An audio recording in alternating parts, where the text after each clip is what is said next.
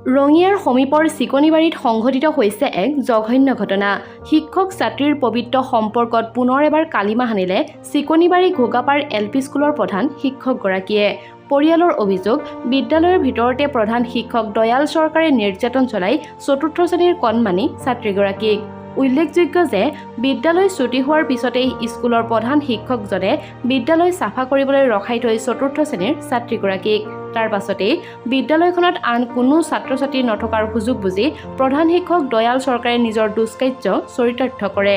লগতে কোনো লোকক এই বিষয়ে একো নকবলৈ সকীয়াই দিয়ে প্ৰধান শিক্ষকগৰাকীয়ে। আনহাতে কিশোৰীগৰাকীয়ে আতংকিত হৈ ঘৰলৈ যায়। তাৰ পাছতেই কেইবাদিন ধৰি বিদ্যালয়লৈ নোযোৱাত পৰিয়ালৰ লোকে সোধা পোছা কৰাত সমস্ত ঘটনা জানিব পাৰে। পিছত এই সকলো অভিযোগ বিদ্যালয়খনৰ পৰিচালনা সমিতিক অৱগত কৰে ছাত্ৰীগৰাকীৰ পিতৃ মাতৃয়ে। কিন্তু এই ক্ষেত্ৰত পৰিচালনা সমিতিয়ে ঘটনাটোক গাপ দি লুকুৱাই ৰাখিবলৈহে পৰামৰ্শ দিয়ে। অৱশেষত বুধবাৰে ভুক্তভোগী পৰিয়ালটোৱে ন্যায় বিচাৰি গান্ধীবাৰী আৰক্ষী চকীত গোচৰ তৰে। গোচৰ তৰাৰ পাছতেই তামোলপুৰ আৰক্ষীয়ে অভিযান চলাই আটক কৰে অভিযুক্ত প্ৰধান শিক্ষক দয়াল চৰকাৰক। ইতিমধ্যে এই সন্দৰ্ভত আৰক্ষীয়ে তদন্ত অব্যাহত ৰাখিছে। আৰক্ষীৰ তদন্তৰ পাছতেই প্ৰকৃত সত্য পোহৰলৈ আহিব।